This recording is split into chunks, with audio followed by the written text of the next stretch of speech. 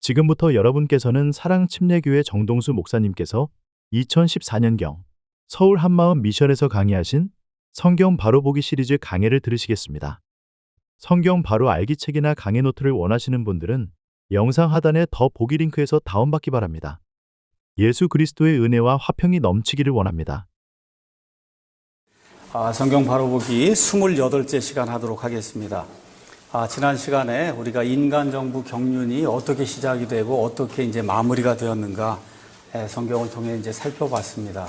노아의 대홍수 이후에 하나님께서 사형을 집행할 수 있는 그런 권한을 국가에게 이제 허락해 주면서 인간의 이제 정부들이 이 땅에 이제 세워지기 시작한 것을 우리가 이제 살펴봤습니다. 이번 시간에는 우리 믿는 사람들이 성경적으로 어떻게 국가를 대하고 또 어떻게 사회생활을 해야 될 것인가 여기에 대해서 좀 이야기를 나누려고 합니다. 특히 이제 저와 여러분이 앞으로 이 땅에 이제 얼마 동안 살게 될지 모르지만 가면 갈수록 그리스도인들에 대한 핍박이 눈에 띄게 증가하게 될 거예요.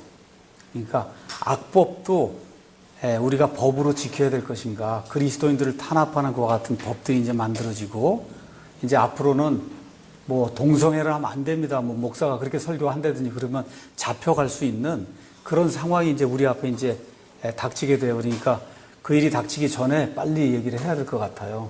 하여튼 심각한 그런 일들이 우리 앞에 이제 닥칠 그와 같은 상황 속에서 이제 살아가고 있습니다. 자, 그럼 그리스도인들이 요즘과 같은 그런 상황 속에서 모든 것이 지금 혼잡하고 굉장히 어려운 그런 상황 속에서 어떻게 국가와 그 다음에 사회에 대한 그런 책임을 다할 것인가. 그러니까 예수님을 믿고 구원받는 걸로 끝나는 것이 아니라 구원받은 사람으로서 어떻게 살아야 될 것인가. 특히 국가와 사회에 대해서 요 근래에 나라의 기강이 완전히 그냥 뭐 다 풀어져 갖고 이게 정말 나라일까 할 정도로 그렇게 의심이 되는 그런 일들이 많이 생기고 있어요. 경찰관이 사람들에게 매를 맞고, 그렇죠? 술 먹는 사람들이 경찰관을 그냥 발로 차고, 막 그냥 그런 일들이 우리 눈앞에서 이루어져도 경찰관은 아저씨 제발 그러지 마세요 하고 경찰관이 오히려 비는 이런 시대에 지금 우리가 지금 살고 있거든요. 국가의 권위가 뭐 대통령이든 뭐 누구든 말을 하는 게 그게 먹히질 않아요. 그러니까 미국이라고 하는 나라가 지금도 그래도 민주국가로서 온 세상을 통치하고 있다. 이것은 한마디로 아직도 법이 살아있다는 거거든요. 오바마 같은 사람이 악한 것을 추구하긴 해도 그래서 전반적으로 사회에 법이 살아있기 때문에 무슨 뭐 데모를 할 때 악하게 뭐 이거 데모를 한다든지 경찰에게 달려든지 하면 경찰이 그냥 말 타고 가면서 곤봉으로 내려칩니다. 죽지 않을 정도로 내려쳐요. 그러니까 이런 법이 자동적으로 지켜지는 어디 유치장이라는 데 가서 경찰관을 발로 차고 그럼 경찰관이 오히려 빌고 이런 나라는 아마 제 생각에 우리 이 전 세상에 한국뿐이 없는 것 같아요. 이 정도가 되니까 굉장히 어려운 겁니다. 이게 먹고 사는 게 이게 좋아져도 모든 게 다 풀어지니까. 자, 이런 상황 속에서 과연 우리 그리스도인들은 어떻게 살아야 될 것인가. 요 근래에 굉장히 좀 어려워요. 이 구원파 이 사건 이후로 저도 이제 오늘도 가서 또 누구에게 이제 믿는 사람이 그렇게 하면 되겠느냐. 또 이렇게 일장분시 옆에 있는 교수가 또 이제 이야기하는데 그런 얘기도 듣고 지난 한 2달 동안 하여튼 세월호 사건 이거 당하면서 소위 뭐 구원파 믿는다고 하는 사람들이 행하는 그런 그 행동이 일반 믿지 않는 사람들이 봐도 이거는 진짜 아니다 라고 생각이 될 정도로 법을 무시하고 정말 모든 사람에게 폐를 끼치는 그와 같은 일을 하기 때문에 정말 이 나라가 제대로 될 것인가 안 될 것인가 굉장히 걱정하는 그런 사람이 많습니다. 그래서 이번에 뭐 국무총리 뭐 지명된 분도 사실은 어느 면에서 뭐 말을 실수하고 옛날에 그런 것들이 있을 수 있지만 사실 어느 면에서 우리 믿는 사람들 그 측면에서 보면 그리스도인이기 때문에 상당히 많이 피해를 보는 그런 측면도 없지 않아 있습니다. 그분이 믿지 않니, 그분이 뭐 불교 신자라든지 이렇게 됐으면 뭐 그런 거 갖고 오히려 말을 하지 않을 수도 있는 그런 상황인데 지금 뭐 구원파, 세월호 이거 뭐 믿는 거 이런 거 해서 온 사회가 예수님 믿는 사람 이거 하면은 벌써 좋지 않은 듯한 그런 생각을 가지고 있는 이런 상황 속에서 교회에서 무슨 하나님의 뜻이니 뭐 이런 거 얘기하고 그런 것들이 가십거리로 심지어 믿지 않는 사람들까지도 그걸 가지고 그렇게 이야기를 하더라고요. 그래서 정말 우리 믿는 사람들이 행실을 좀 잘 해야 되겠구나 이런 생각을 이제 하게 됩니다. 그래서 이런 일들을, 일련의 일들을 가만히 보면서 정말 구원받았다고 한 사람이 국가와 사회에 대해서 과연 이런 일을 할 수 있을까? 제게 개인적으로 이메일도 들어오고 우리 교회 홈페이지에도 들어옵니다. 정말 그런 사람이 구원받았습니까? 그렇게 이야기하시는 분들. 정말 구원받고도 그렇게 할 수 있습니까? 그런 대표적인 사례가 목사가 5천억 원 이렇게 횡령하고 그래갖고 기네스북에 올랐는데 이런 목사도 이게 진짜 구원받은 사람입니까? 이런 거 물어봐요. 또 서울에 가면 무슨 세 글자로 된 무슨 교회가 프랜차이즈 교회로 여기 서빙공가도 뭐 이태원에도 하나 있고 뭐 어디도 있고 전 세계 다 무슨 교회 이렇게 해갖고 프랜차이즈 교회에서 이 옆에 있는 조그만 교회들 싹 몰아갖고 그래서 교회가 되지 않도록 만드는 그런 교회가 있거든요. 이런 교회들이 이게 맞습니까? 이게 교회가 이게 맞습니까? 이야기하는 거예요. 하여튼 그 교회만 세워놓으면 그 옆에 있는 모든 교회들이 진공청소기 싹 빨려 들어와 버리니까 그 모든 목사님들 대단히 힘들어합니다. 이게 과연 교회에서 할 일입니까? 이게 세상에 이 뭐라 그럴까 재벌들 문어발식 경영하는 거하고 뭐가 다릅니까? 또 그리스도인이 병역 기피자가 될 수 있습니까? 뭐 양심이다 그래갖고 우리 뭐 여호와의 증인들 같으면 병역 기피하잖아요. 그렇죠? 수혈 거부하고 차라리 감방에 가겠습니다. 제 석사 학생 중에 하나도 여호와의 증인이었는데 군인을 안 갔더라고요. 나중에 보니까 영장 가서 2년인가 있다 그러고 나온 거예요. 병역 기피하고. 이런 일들이 과연 믿는 사람으로서 우리가 해야 될 건가. 세월호 참사 뭐 이런 건 나면 그냥 저 시청 앞으로 이거 저 촛불하러 지금 가는 사람이 굉장히 많은데 그 가운데 많은 사람들이 예수님을 믿는다고 한 사람들도 촛불 들고 나가고 있거든요. 과연 이런 일들이 정말 성경이 허용하는 그런 일인가. 또 우리가 믿는 사람으로 세상에 나가서 사회생활을 하는데 직장에 가면 아주 까다롭고 밑에 있는 부하들을 이렇게 반쯤 죽이는 그런 상사가 있습니다. 자, 이런 사람들이 우리가 어떻게 해야 될까? 국가와 사회에 대해서 우리 그리스도인들이 어떻게 해야 되는가? 이런 일들을 좀 생각해보는 그런 시간을 좀 가지려고 합니다. 성경은 이런 문제에 대해서도 우리가 믿는 사람이, 구원받은 사람이 어떻게 해야 되는가 구체적인 그런 지침을 우리에게 이제 주고 있기 때문에 우리가 다는 못 지킨다 하더라도 그 정신을 살려서 저와 여러분이 국가를 지키기 위해서, 이 사회를 지키기 위해서 애를 써야 돼요. 제가 여러분에게 하나 묻고 시작하겠습니다. 하나님이 지금까지 우리 인간들을 위해서 몇 가지 기관을 만드셨어요. 제일 먼저 가정을 만드시고 그 다음에 오늘 배운 대로 뭘 하나님이 정부, 국가라고 하는 그런 기관을 만드시고 그것 이후에 창세기 12장 넘어가서 보면 이스라엘이라고 하는 그런 기관을 하나님이 만드셨어요. 그리고 십자가 사건 이후에 오순절 사건 이후에는 교회라고 하는 그런 인스티튜트, 기관을 만들었어요. 이런 것들이 지금 하나님께서 우리에게 허락하신 그런 기관이에요. 여러분, 우리는 구원받으면 하나님의 교회, 예수님의 내 교회라고 하는 그 교회에 속하게 됩니다. 그러면서 이 땅에서 지역교회를 하게 돼요. 그렇죠? 뭐 A교회, 무슨 B교회, 지역교회를 하게 됩니다. 그럼 제가 여러분에게 묻고 싶은 것은 국가와 지역교회, 이거 둘 중에 뭐가 먼저인가 제가 여러분에게 묻고 싶어요. 국가와 지역교회, 아시죠? 저와 여러분 교회 다니지 않습니까? 어느 게 더 중요할까? 성경이 얘기하고 제 양심이 증언하는 것은 국가가 더 중요하다는 거예요. 국가가 없어도 예수님의 피로 다시 태어나면 그럼 하나님의 왕국에 들어가게 됩니다. 근데 이 지역교회는 국가가 없이는 대단히 힘들어요. 세워지기가. 이 나라와 이 사회가 혼동을 겪게 되고 혼란에 빠지게 되면 뭐 교회고 뭐고 이런 것 자체가 거의 존재할 수가 없는 그런 상황이 발생한다는 겁니다. 그래서 가정도 마찬가지예요. 뭐 살 수 있어요. 그렇지만 국가가 없는 가운데, 국가가 완전히 혼동 속에 빠져 있는 가운데 가정생활 하려고 그러면 무지무지 힘들 거예요. 지역교회도 마찬가지고. 그렇기 때문에 국가라고 하는 것이 대단히 중요한 거다. 지금 온 세상이 무법천지예요. 그렇기 때문에 이런 무법천지에서 법을 지키며 이렇게 산다고 하는 게 대단히 힘들어요. 대단히 힘들어요. 이 베드로전서는 이 앞에 이제 베드로전서 우리가 조금 아까 읽었지만 주후 65년경에 베드로전서 1장 1절 가서 보시면 예수 그리스도의 사도 베드로는 본도와 갈라디아와 갑바도기아와 아시아와 비두니아, 여기 나와 있는 아시아는 여기 아시아를 얘기하는 게 아니라 소아시아를 이야기하는 겁니다. 비두니에 두루 흩어진 나그네들에게 보낸 거예요. 그러니까 지금식으로 얘기하면 저쪽 흑해 있는데 거기부터 시작해서 터키 지방에 있는 거기 구원받은 성도들에게 지금 사도 베드로가 이 말씀을 지금 보낸 겁니다.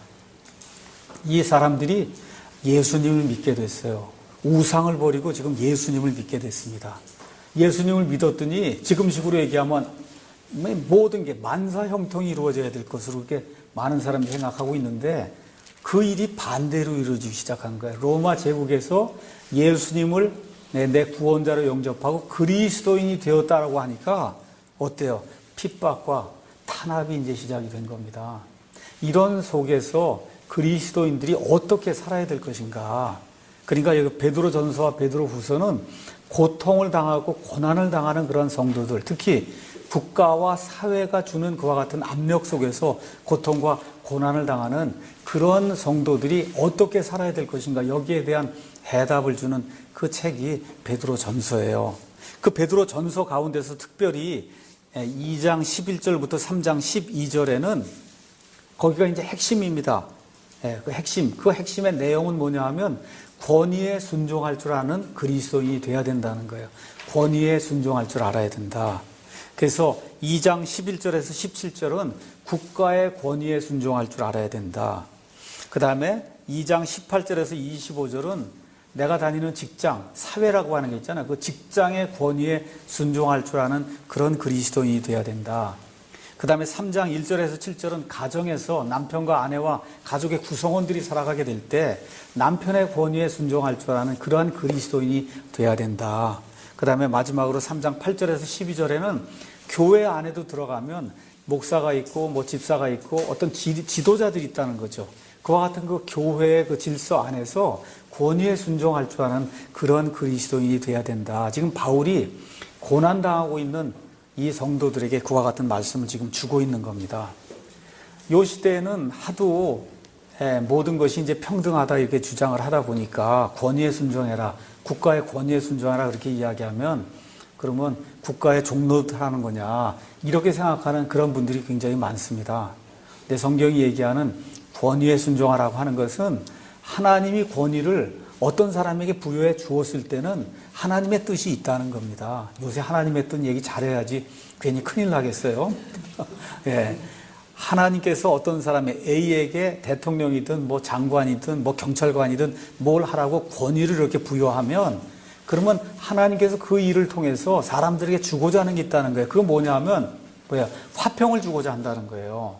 그래서 고린도전서 14장에 하나님께서 이제 말씀해 주신 14장 33절에 하나님은 화평의 창시자시요 혼동이나 혼란이나 혼잡함의 창시자가 아니다. 그렇게 이야기합니다. 그러니까 국가든 사회든 가정이든 이 모든 것이 제대로 이렇게 돌아가기 위해서는 그 안에 화평이 있어야 된다는 거예요.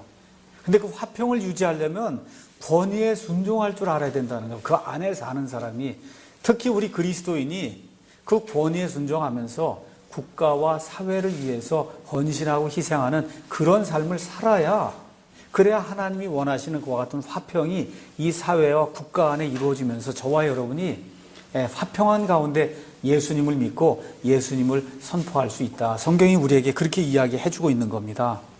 그래서 국가는 우리가 지난 시간에 바로 살펴본 것처럼 노아의 대홍수 이후에 인간 정부 경륜이 이제 들어서면서 그러면서 바벨탑 사건이 생기게 되면서 하나님이 말을 혼잡게 해서 온 세상의 사람들이 흩어져 나가게 그렇게 만들면서부터 우리가 알고 있는 소위 국가라고 하는 것들이 세워지게 된 겁니다.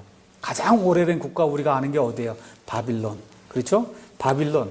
그 다음에 메데 페르시아, 그 다음에 그리스, 로마, 우리가 아는 그런 국가들이 온 세상에 이제 세워지게 됐습니다.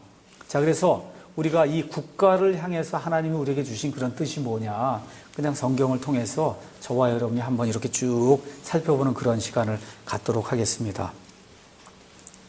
자, 먼저 예수님과 사도들은 어떠한 국가, 사회관을 가졌는가. 성경에 있는 그대로 한번 가서 살펴보겠습니다. 우리 그리스도인은 특별히 예수님, 그리스도를 따르는 사람을 우리가 그리스도인이라고 얘기해요. 그래서 예수님께서 우리에게 본을 보여주셨기 때문에 이 사회를 살면서 우리가 어떻게 살아야 될 것인가 한번 보도록 하겠습니다. 마태복음 17장 24절에서 27절 가서 보시면 아주 재미있는 이야기가 나옵니다. 예수님과 그 제자들이 가버나움이라고 하는 그런 도시에 들어갔습니다. 그랬더니 공세, 지금으로 얘기하면 세금 걷는 그런 사람이 나와서 이 베드로에게 묻습니다. 너희 선생님은 공세를 내지 않느냐? 공세. 이게 무슨 얘기야? 그 안에 살기 위해서는 저와 여러분이 세금을 내야 되는데 너희 선생님은 왜 공세를 안 내느냐? 그렇게 얘기하니까 공세를 낸다고 이제 이야기합니다.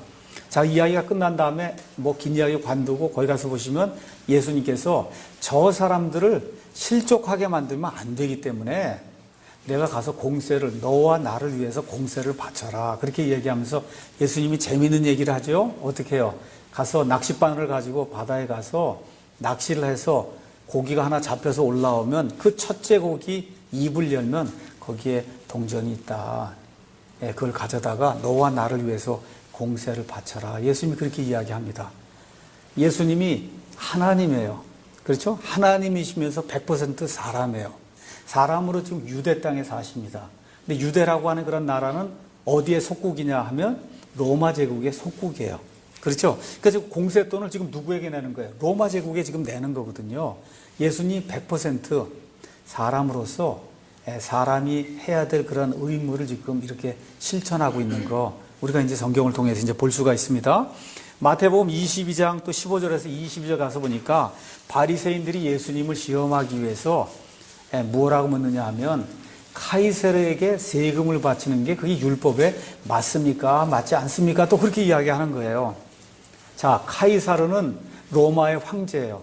로마의 황제에게 세금을 바쳐도 된다. 그렇게 또 얘기하면 이 사람이 애국자가 아니다. 또 그렇게 얘기할 거고 카이사르에게 바치지 말라 그러면 로마 사람들에게 이제 고발해서 예수님 잡아가려고 그래서 양면 작전을 지금 피고 있는 겁니다. 그렇죠? 예수님이 데나리온 하나를 가져와라. 데나리온 하나를 가져왔습니다. 그래서 예수님이 뭐라 그래요? 이 동전 안에 있는 그 형상과 그 안에 글이 누구 거냐? 카이사르의 겁니다. 예수님이 카이사르의 것들은 카이사르에게 바치고 하나님의 것들은 하나님에게 바쳐라. 그러니까 우리 그리스도인이 두 가지를 다 해야 된다는 거예요. 카이사르, 다시 말해 정부에 바쳐야 될 것은 정부에 반드시 바쳐야 되고 그 다음에 하나님께 바쳐야 될 것은 하나님께 반드시 바쳐야 된다. 이 두 가지를 해야 된다는 거예요. 그리스도인들이 이 땅에 사는 동안 예수님이 이제 그와 같은 예를 보여주셨습니다. 자, 이런 가운데 누가복음 13장 1절에서 5절 가서 보니까 또 어떤 사람들이 예수님을 고소하려고 두 가지 건을 가지고 이제 찾아옵니다. 뭐라고 이야기하냐면 빌라도가 그 당시 로마의 총독이었는데 빌라도가 갈릴리 사람들의 피를 섞어서 그들의 희생물에 피를 섞어서 드리게 했습니다.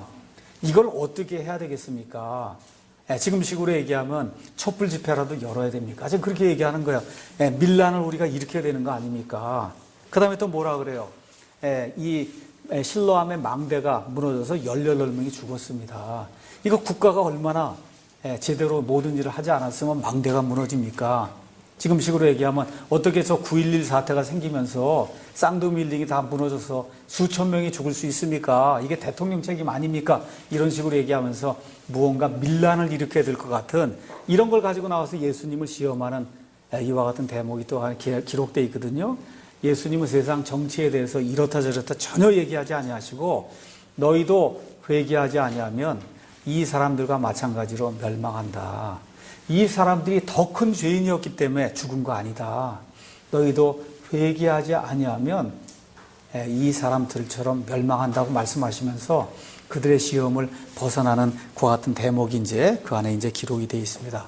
그러면서 예수님의 말씀의 요점은 뭐냐 하면 이 세상은 마귀의 거예요. 그래서 사람이 죄 가운데 태어나기 때문에 반드시 실족하게 하는 일들이 사람이기 때문에 생길 수밖에 없다는 겁니다. 생길 수밖에 없어요. 배가 이렇게 기울어서 사람이 죽는 그런 일도 생기고 비행기가 가서 빌딩을 부딪혀서 수천 명이 죽는 그와 같은 일들도 생기고 이게 사람의 죄 때문에 생긴 거다.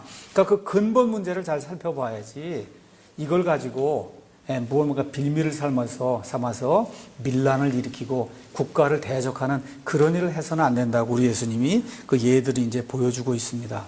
자, 이런 예 중에 가장 극치를 이루는 예가 뭐냐 하면 예수님이 로마의 총독이었던 빌라도 앞에서 제대로 재판도 받지 못하고 옥에도 가지도 못하고 공정한 심판도 받지도 못하고 그리고 어떻게 돼요?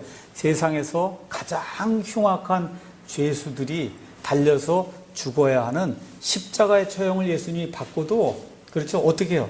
담담하게 국가에서 내려준 그와 같은 처형을 받으면서 그래서 십자가에 달려 죽는 그와 같은 일을 예수님이 직접 몸소 본을 보여주신다는 거예요. 이게 상당히 큰 어느 면에서 아이러니거든요. 그럼에도 불구하고 예수님께서 국가가 정해준 그거에 따라서 물론 하나님의 미리하심이 있었지만 그럼에도 불구하고 국가가 정해준 그와 같은 그 사형 제도에 그대로 순종하셔서 그래서 국가에 순종하는 그와 같은 본을 또 보여주시는 그런 일들 지금 하고 있습니다.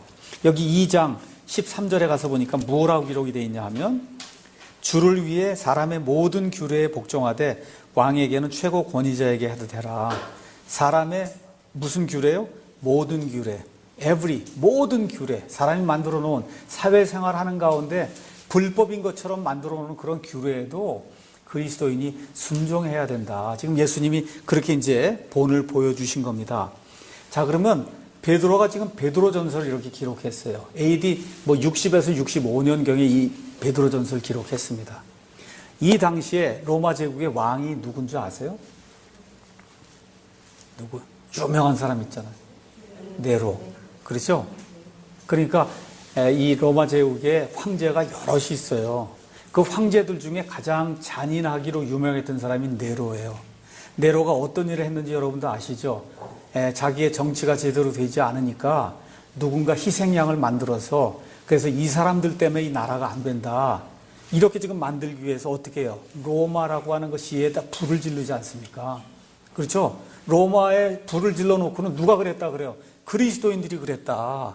이렇게 해갖고 수많은 그리스도인들 잡아 죽이는 그런 일을 한 장본인 지금 네로예요. 그렇죠? 근데 뭐라 그래요? 그 네로에게도 순종해야 된다는 거예요. 이게 어느 정도의 아이러니인지 여러분 이해하시겠죠?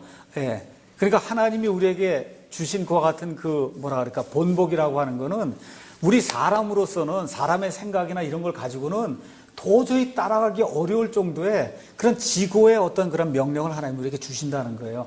왜 그러냐 하면 우리의 왕국은 이 땅에 속하지 아니하였기 때문이다. 예수님이 직접 우리에게 그렇게 이야기해 주는 겁니다. 요한복음 18장 가서 보겠습니다. 요한복음 18장 가서 보시면 빌라도 앞에서 빌라도와 예수님이 대화하는 그와 같은 대목이 그 안에 기록이 되어 있습니다. 18장 35절에서 37절. 빌라도가 대답하되 내가 유대인이냐? 내 민족과 수제사장들이 너를 내게 넘겨주었느니라. 내가 무엇을 하였느냐 하매 36절 예수님께서 대답하시되 내 왕국은 이 세상에 속하지 아니하니라. 만일 내 왕국이 이 세상에 속하였다라면 내 종들이 싸워서 나를 유대인들에게 넘겨주지 아니하였으리라. 그러나 지금은 내 왕국이 여기에서 나지 아니야. 지금은 여기가 아니라는 거예요. 나중엔 나요. 언제? 천년왕국 때에는 예수님의 왕국이 땅에 이루어진 그런 왕국인데 지금은 아니라는 겁니다. 지금은 아니다.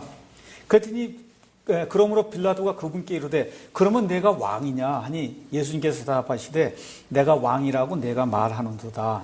내가 이런 목적으로 태어났으면 이런 까닭으로 세상에 왔나니 예수님이 세상에 존재하는 이유를 이야기해 주는 거예요. 곧 나는 진리에 대하여 증언하려 하노라. 진리에 속한 자마다 내 음성을 듣느니라 하시며 빌라도가 그분께 이르되 진리가 무엇이냐 하더라. 그러니까 예수님이 이 땅에 오신 목적은 진리에 대해 증언하시고자 한다는 거예요. 이 땅에 와서 왕이 되려고 하는 게 예수님 이 땅에 대한 목적이 아니에요. 오병이어의 그런 기적을 일으켜서 그래서 많은 사람들에게 먹을 것을 제공했더니 요한복음 6장에 가서 보니까 뭐라 기록되어 있어요. 사람들이 와서 그분을 왕으로 삼으려고 할 때 예수님이 아니라고 그러고 피하시는 그런 일이 기록이 되어 있거든요. 그래서 예수님 오신 이후로 이 교회 시대에 우리 그리스도인들은 이 왕국이 우리가 영원히 거할 그런 왕국이 아니라는 거예요. 그래서 우리가 해야 될 일은 예수님처럼 영혼의 문제, 진리의 문제, 이걸 가지고 저와 여러분이 이 세상과 싸워야 되는 거지, 세상의 어떤 왕권이나 통치권 이런 걸 가지기 위해서 저와 여러분 데모하고 무슨 일을 하고 하는 그런 일을 해서는 안 되는 존재다. 지금 그렇게 이제 이야기하는 겁니다.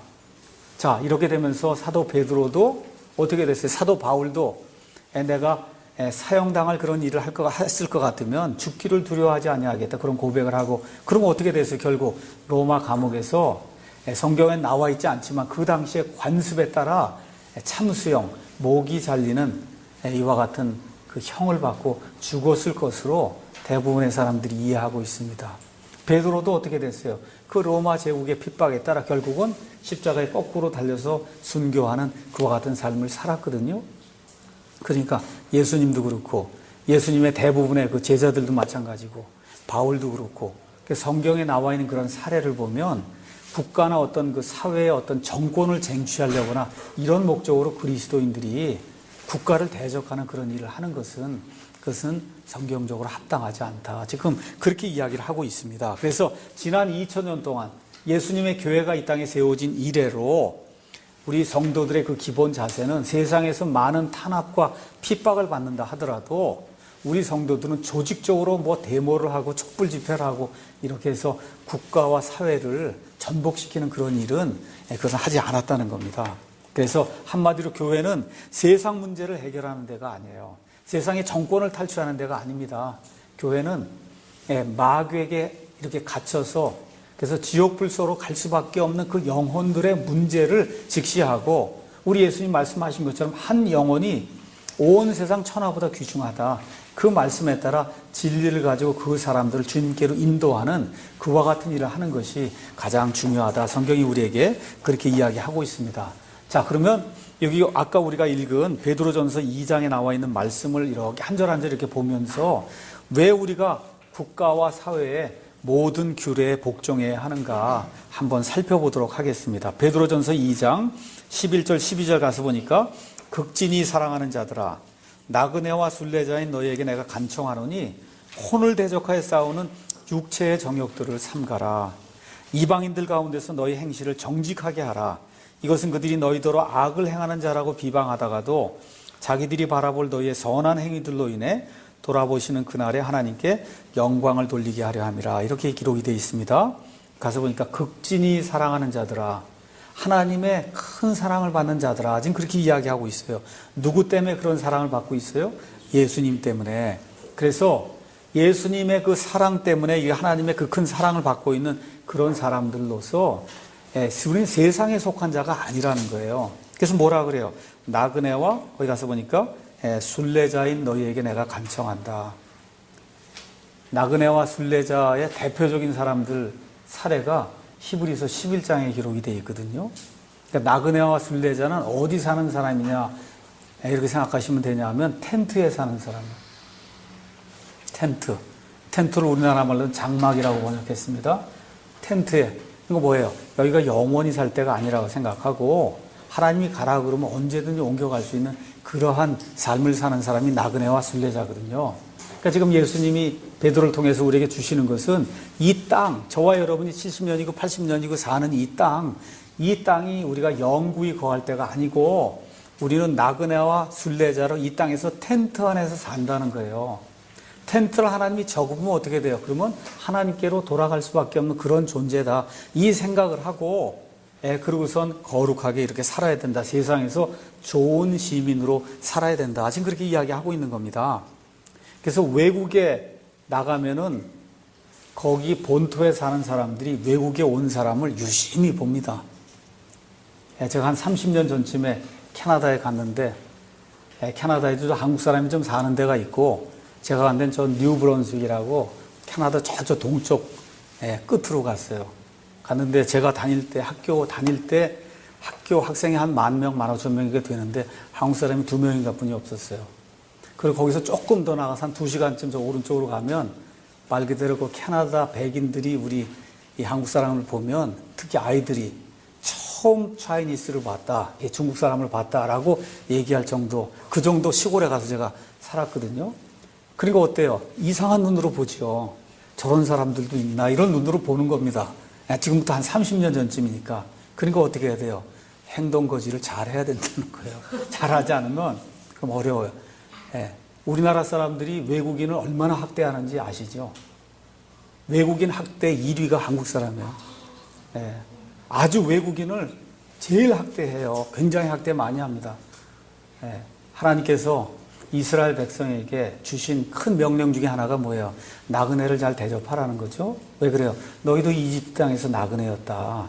그렇지 않습니까? 그걸 기억해라. 그렇게 얘기하는데 우리나라 사람들이 이제 뭐 피가 뭐 단일 민족이 뭐 이거 주장하다 보니까 외국인들 들어오면 굉장히 외국인들 학대하고 그래요. 그리고 어떻게 해요? 남의 나라에서 살면 조심하고 살아야 되거든요.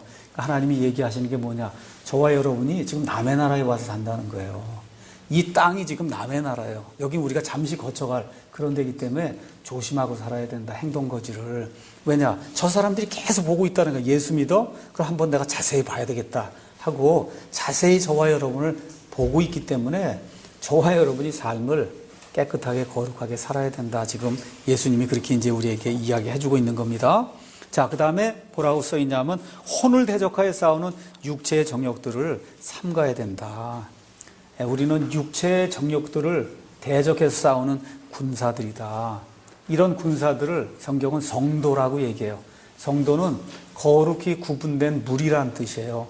거룩히 구분됐다. 어떻게? 하나님께로 거룩히 구별되었을 뿐만 아니라 세상을 향해서도 거룩히 구별된 이런 사람들이라는 거예요. 그러니까 요새 구원파 뭐 이런 나오는 사람들처럼 사람들 등쳐갖고 2천억, 3천억, 5천억 막 이렇게 그냥 돈을 가져다가 이게 뭐야? 육체의 정욕들과 하나가 되는 거지. 이게 대적하는 거 아니거든요. 그런 일을 하면 안 된다는 겁니다. 그 구원파 이 사건 때문에 정말 예수님 믿는 사람들이 얼굴을 들지 못하는 그와 같은 시점에 지금 살고 있어요. 제일 좋은 건 다 쓰고 있어요. 구원, 그렇죠. 복음, 침례 뭐 등등 해서 좋은 거는 다 갖다 쓰고 있거든요. 그러니까 얘기할 수가 없어요. 이렇게 되면 그럼 하나님이 원하시는 그러한 하나님이 주시고자 하시는 그런 보상을 저와 여러분 받을 수 없다는 겁니다. 그래서 불신자들 가운데서 우리의 행실을 정직하게 해야 된다. 정직하게 해야 된다. 그래야 우리를 비방하다가도 그 사람들 그런 사람이 아니라고 그렇게 우리에 대해서 좋은 평을 하는 그와 같은 일들이 이제 생긴다는 거죠. 그 사람들은 우리의 말이 아니라 행실을 본다. 여기 사무엘기 가서 보시면 사무엘이 이새라고 하는 사람의 집에 가서 그 아들들 7명, 8명 그 아들들 중에서 왕을 삼으라고 하는 하나님의 말씀을 듣고 그 집에 가요. 가서 봤더니 큰 아들이 나오는데 엘리압이 나와요. 키가 굉장히 멋있게 생겼어요. 그렇죠? 야, 정말 하나님이 이런 자를 택하셨구나. 그랬더니 하나님 뭐라 그래요? 내가 이미 그를 버렸노라. 나 주는 사람들과 같이 그렇게 보지 않는다. 사람은 겉모습을 보는데 주는 마음 중심을 본다. 그렇게 얘기해요. 그래서 사람들이 이걸 잘못 오용해서 하나님은 속만 보니까 겉은 아무렇게 해도 된다. 이렇게 생각하는 분이 굉장히 많습니다. 아니에요.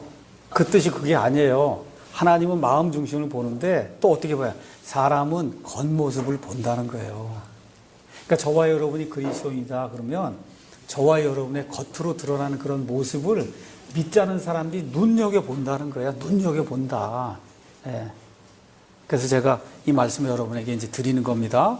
그 다음에 여기 12절에 가서 보시면 돌아보시는 날에 이렇게 이제 되어 있어요. 12절. 돌아보시는 날에 가서 보면 in the day of visitation 이렇게 되어 있어요. visit이라고 하는 단어는 우리가 보통 방문한다, 찾아간다 그런 얘기예요.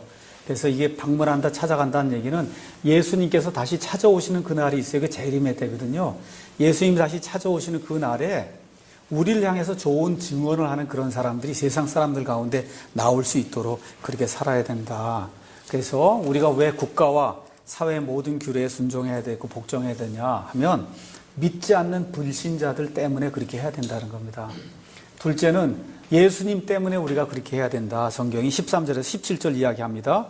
주님을 위해 사람의 모든 규례에 복종하되 왕에게는 최고 권위자에게 하듯 하고 총독들에게는 악을 행하는 자를 징벌하고 잘 행하는 자를 칭찬하기 위해 그가 보낸 자들에게 하듯 하라.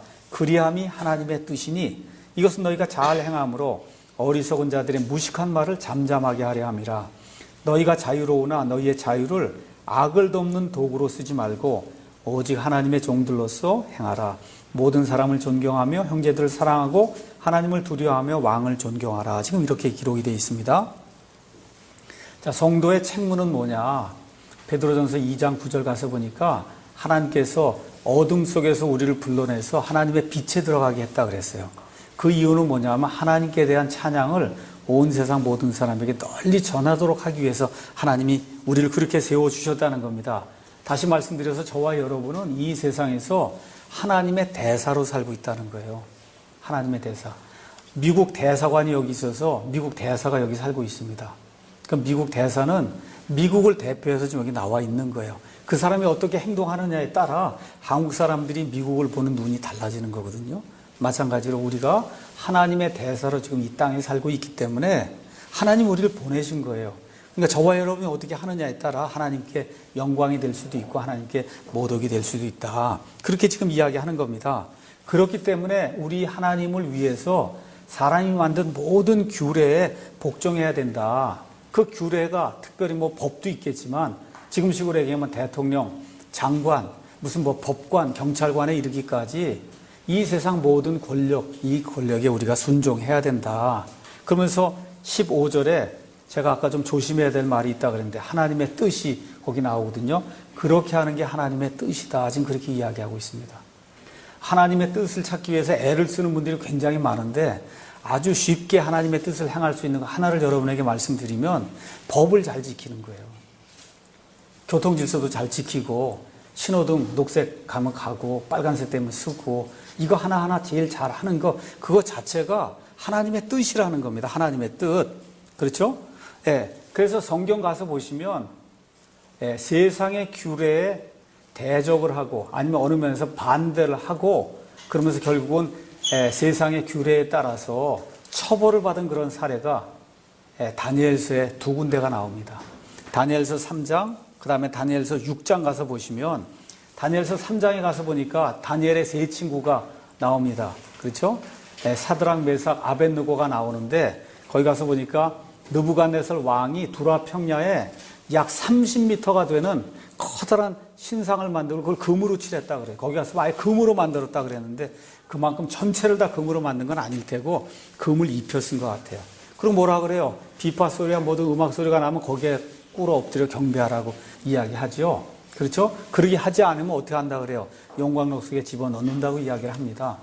이 다니엘의 세 친구가 뭐 때문에 하나님을 섬기는 것 같은 양심 때문에 다른 건 다 해도 내가 그걸 하지 못하겠습니다라고 왕의 명령을 거절하죠. 그리고 어떻게 돼요? 그래서 뭐 데모하거나 뭐 촛불 집회하는 게 아니에요. 어떻게 해요? 왕의 명령에 따라 우리가 용광로 속에 들어가서 죽겠습니다 하고 왕의 명령을 따르는 그런 모습이 다니엘서 3장에 기록되어 있습니다. 다니엘서 6장에 가서 보시면 또 다리오 왕 시절에 기도하면 안 된다라고 하는 그와 같은 명령이 떨어질 때 다니엘이 그것을 무시하고 기도하다가 결국은 사자굴 속에 들어가는 그와 같은 일이 생기죠. 그래서 이런 일들을 가서 보면 어떤 경우에 저와 여러분이 국가와 사회의 규례에 복종하지 않아도 되는가 두 가지 사례가 나와요. 하나는 우리의 양심이 하나님을 섬기는 그 일, 국가가 우리의 양심을 억압을 해서 하나님을 섬기는 그 일을 하지 못하게 할 때는 우리가 어때요? 국가의 법에 순종할 수가 없어요. 그리고 어떻게 해야 돼요? 국가가 정해준 그런 절차와 그에 따라 우리가 벌을 받게 되면 벌을 받는 그런 일을 해야 된다는 겁니다. 그렇게 해야 된다. 그래서 다니엘과 그의 세 친구들 그 이야기를 이렇게 보면서 겸손하게 국가가 정해주는 그와 같은 법에 따라서 순종하는 그런 모습을 이제 볼 수가 있습니다. 지난 2000년 동안 교회가 이 세상에 존재하는 가운데 중세 암흑 시대라는 게 열렸어요. AD 500년부터 AD 한 1500년, 1600년까지는 온 세상을 로마 카톨릭 교회가 장악을 했어요. 심지어 왕까지도 교황의 말에 복종해야 하는 그런 시대가 이제 열리게 됐습니다. 이런 가운데 카톨릭 교회는 예수님께서 세우신 그런 교회가 아니라고 믿고, 그리고 양심에 따라서 그래서 이 카톨릭 교회가 정해준 이런 모든 것들을 피해가며 살던 그와 같은 성도들이 있습니다. 이 성도들 카톨릭 교회의 그런 권위에는 순종하지 않았지만 세상이 정해진 법이 사형을 받으라고 하면 사형을 받았고, 재산 몰수형을 내리면 재산 몰수형을 당했고, 이러면서 이 땅에 살아왔습니다. 그래서 이런 것들을 우리가 보면서 우리 성도들은 이 땅에서 나그네와 순례자로 살기 때문에 하나님께서 정해주신 그런 규례에 복종하며 살아야 된다. 자, 이 내용을 우리가 로마서 13장에 있는 말씀을 통해서 다시 한번 잠깐 살펴보고, 그리고 말씀을 마무리 짓도록 그렇게 하겠습니다. 로마서 13장은 사도 바울이 기록한 말씀이에요. 사도 바울 역시 마찬가지로 로마 시대에 로마의 핍박을 받으면서 하나님의 말씀을 전하던 그와 같은 사람입니다. 13장 1절 가서 보니까 모든 혼은 더 높은 권력들에 복종할지니 하나님으로부터 나지 않은 권력이 없으며 이미 있는 권력들도 하나님께서 임명하셨느니라. 학생들 같으면 선생님에게, 그렇죠? 그 다음에 직장에서 일하는 분들 같으면 직장에 있는 상사들에게, 사장에게 하나님께서 그와 같은 권력들을 주셨기 때문에 거기에 복종해야 된다. 그러므로 누구든지 권력에 거역하는 자는 하나님의 규례를 거역하나니 거역하는 자들은 스스로 정죄를 받으리라. 지금 그렇게 이야기하고 있는 겁니다. 치리자들은 선한 일이 아니라 악한 일에 대하여 두려움이 되나니 그런즉 내가 권력을 두려워하지 아니하려느냐. 선한 일을 행하라. 그리하면 내가 바로 그에게 칭찬을 받으리라. 저와 여러분이 선한 일을 하면 이 세상 어느 누구도 저와 여러분 탄압하지 않을 겁니다. 지금 이 민주주의 국가에서는 더더욱 그렇죠? 근데 심지어 이 그리스도인들 같은 경우 로마 시대에 살 때에는 선한 일을 했음에도 불구하고 그런 탄압이 있었거든요. 그래서 이런 것도 이제 보면서 4절 가서 보니까 그는 하나님의 사역자로서 내게 선을 베푸니라. 그러니까 대통령이든 정부의 모든 치리자, 시장, 군수 할 거 없이 다 하나님의 사역자, 하나님의 섬기는 일을 하는 그런 사람들이다. 그러나 내가 악한 것을 행하거든 두려워하라. 그가 헛되이 칼을 차지 아니하나니 그는 하나님의 사역자여 보복하는 자로서 악을 행하는 자에게 진노를 집행하느니라. 그래서 악을 행하면 당연히 국가가 정해놓은 그런 규례에 따라 보복을 받아야 된다고 지금 바울이 우리에게 이야기해주고 있는 겁니다. 그러므로 너희는 진노 때문만이 아니라 양심을 위해서도 반드시 복종해야 하느니라. 다시 말씀드려 저와 여러분이 그리스도인이라고 하면 그리스도의 본을 따라가야 되거든요. 그 본을 따르지 않으면 우리의 양심이 우리를 정죄하기 때문에 그래서 우리가 이 국가의 권력에 순종해야 된다. 6절 이런 까닭에 너희가 공세도 바치나니 그들은 하나님의 사역자로서 바로 이 일에 항상 힘쓰는 일. 심지어 세관에서 일하는 사람들도 하나님의 사역자라는 거예요. 하나님의 사역자다. 그러니까 국가에 1년 맨 끝에 가면 우리 세금 보고 하잖아요. 그렇죠? 그때도 정직하게 해서 이 국가가 제대로 쓸 수 있도록 그렇게 해야 된다. 지금 사도 바울에게 이야기해 주는 겁니다. 7절 그러므로 모든 사람에게 그들이 마땅히 받을 것을 주되 공세 받을 자에게 공세를, 관세 받을 자에게 관세를, 두려워할 자에게 두려움을, 존경할 자에게 존경을 주어야 된다고 성경이 우리에게 이야기하고 있는 겁니다.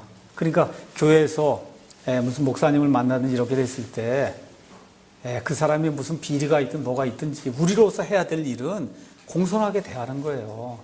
우리가 해야 될 일은 나머지 일 뭐 그 사람은 내가 쫓든지 뭘 하든지 그런 무슨 뭐 장로들인지 회의에서 이제 처리하면 되는 거고 저와 여러분이 해야 될 일은 어떻게든 공손하게 대해야 될 분들에게는 공손하게 대해야 된다는 거예요. 이번에 선거 끝나고 나서 하나 그 사진이 크게 떴지요. 그게 뭐예요?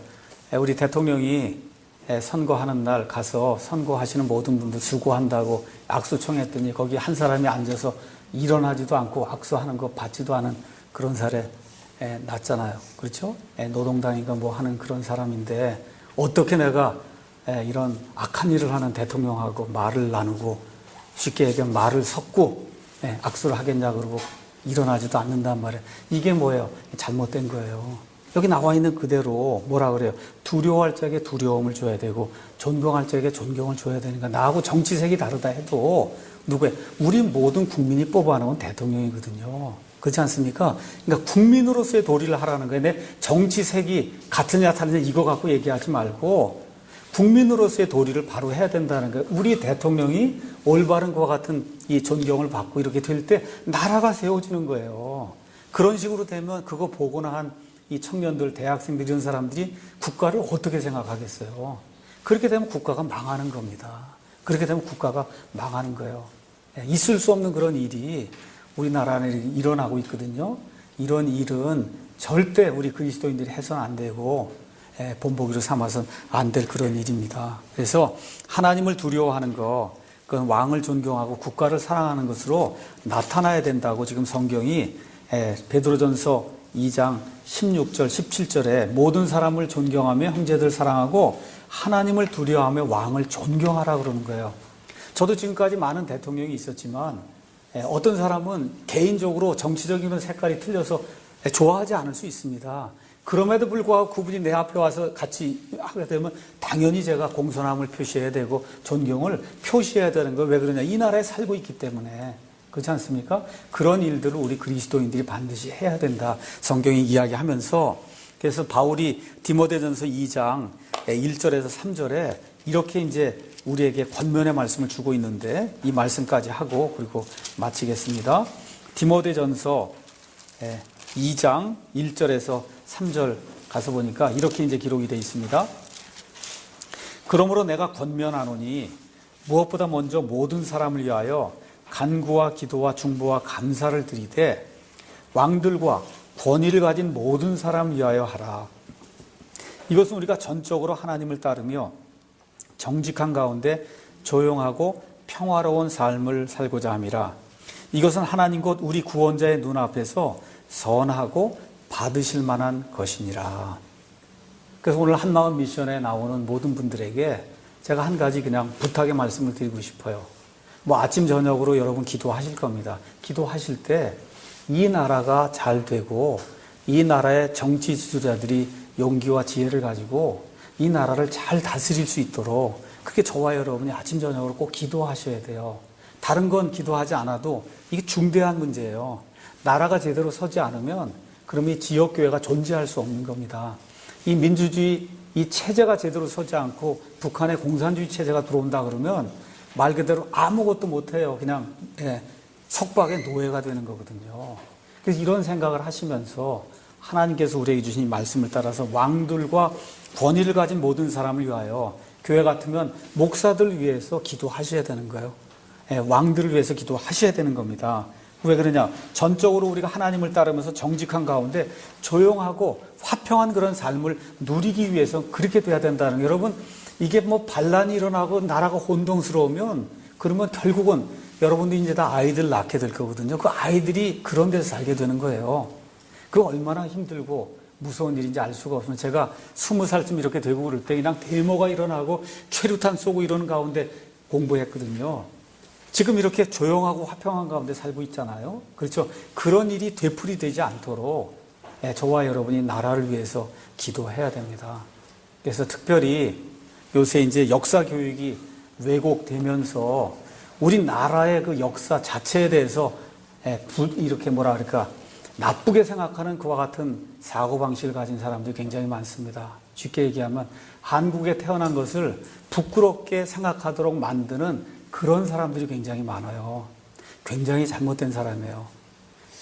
그거 굉장히 잘못된 겁니다. 제가 어저께 그저께 부산을 다녀왔습니다. 그래서 제가 뭐 한 20살 이렇게 넘어서부터 그래도 온 세상을 많이 다니면서 여러 도시들을 이제 많이 가봤습니다. 그래서 부산은 제가 3번째 간 거예요. 내 인생에서 3번째. 그래서 지난해 처음 갔어요, 부산에. 50 몇 세가 됐을 때 처음 부산에 가서, 야, 이거 도시가 굉장히 좋구나. 이렇게 이제 생각을 하고 돌아왔어요. 근데 이번에 또 학회가 있어서 제가 다시 이제 부산을 가게 됐습니다.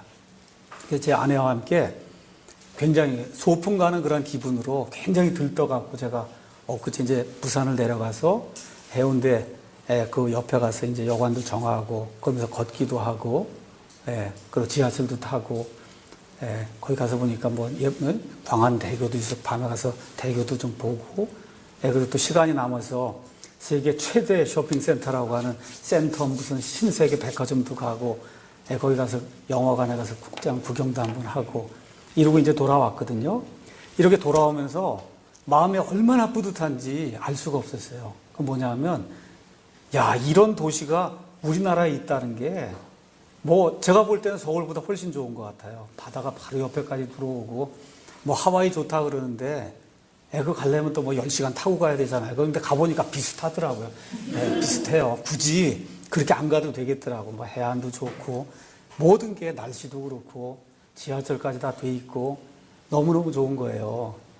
이 대한민국이라고 하는 나라가 어떻게 세워졌는가 여러분이 기억하시고 정말 하나님께서 지난 70년 동안 1945년 8월 15일에 우리나라가 이제 해방이 되지 않았습니까? 지난 한 70년 동안 하나님께서 우리에게 얼마나 큰 복을 주셨는가 한번 생각을 해보셔야 돼요. 이 지하철 같은 경우 한번 타보시면서 이런 거 없는 나라가 태반이 온 세상에 그렇죠? 이렇게 좋은 빌딩에서 에어컨 펑펑 틀고 이렇게 산다고 하는 거 세계 10위 경제국가로 서서 뭐 월드컵에 나가서 뭐 16강을 간다 그러고 뭐 이러면서 지금 하고 있는 게 이게 보통 기적이 아니다. 세상에서 열째 가는 국가예요, 경제력이. 이게 보통 국가예요? 지난 5천년 동안 한 번도 경험해 보지 못한 그런 일을 지금 우리가 경험하는 그런 세대 속에 살고 있는데 이러한 나라를 부끄러워하도록 그렇게 교육을 시키고 그런 방향으로 나라를 끌고 가는 것은 하나님 원치 않는 겁니다. 못 살아도 이 나라를 자랑스럽게 여겨야 돼요. 근데 지금처럼 잘 사는 가운데 이 나라를 부끄럽게 생각한다고 하면 그럼 북한 가서 사는 수밖에 없어요. 다른 방법 없어요. 좋아하는 그 나라 가서 살라고 하는 수밖에 없는 거예요. 정말 하나님이 우리에게 너무나 귀한 것들을 너무 많이 주셨어요. 역사 속에 우리가 지금으로 봐서는 뭐 독재도 있었고 여러 가지 좋지 못한 그런 점들이 있었음에도 불구하고 많은 성도들의 기도와 그렇죠? 우리나라 백성들이 근면하게 일하는 이런 모든 것들을 통해서 하나님이 우리나라가 정말 강성한 그런 나라가 되도록 그렇게 만들어 주셨거든요. 그래서 이거를 유지를 해야지 이 나라가 전복이 되고 뭐가 되고 이렇게 돼갖고 그냥 나라가 어지러워지면 그런 믿음 생활하는 것 자체가 대단히 힘들어집니다. 물론 그것도 고통이라고 생각하면 고통이라고 느낄 수 있겠지만 그리스도인들이 사서 고통받을 필요는 없는 겁니다. 아시겠죠? 사서 고통받을 필요 없는 거예요. 베드로라든지 로마 시대에 살고 있던 사람들은 체제 자체가 아예 처음부터 로마였어요. 사서 고난받은 거 아닙니다. 근데 우리 그리스도인들이 잘못해서 까딱 잘못해서 이와 같은 좌경화된 이와 같은 사람들에게 넘어가게 되면 그러면 나라가 망한다. 그땐 사서 고생해야 돼요. 우리만 고생하면 괜찮아요. 저는 한 55세기 넘었기 때문에 살 날이 얼마 많지 않은데 여러분이 이제 결혼해서 아이들 낳고 하면 그 아이들이 평안한 가운데 살아야 될 거 아닙니까? 예수님 오실 때까지 이런 것들을 생각하면서 이 나라를 하나님께서 얼마나 사랑해 주셨는가. 그래서 우리가 특히 그 나라 많은 백성들 가운데 우리가 예수님을 아는 그런 사람들이 됐잖아요. 그 예수님을 따르는 그런 그리스도인이라는 그 호칭에 걸맞은 그와 같은 정직한 그런 삶을 저와 여러분이 살아서 다시는 이런 구원파 같은 이런 사건이 이 세상에 이렇게 나오지 않도록 저와 여러분이 최선을 다해서 기도하고 올바른 삶을 살 수 있도록 노력해야 될 것 같습니다. 여기까지 하고 마치겠습니다.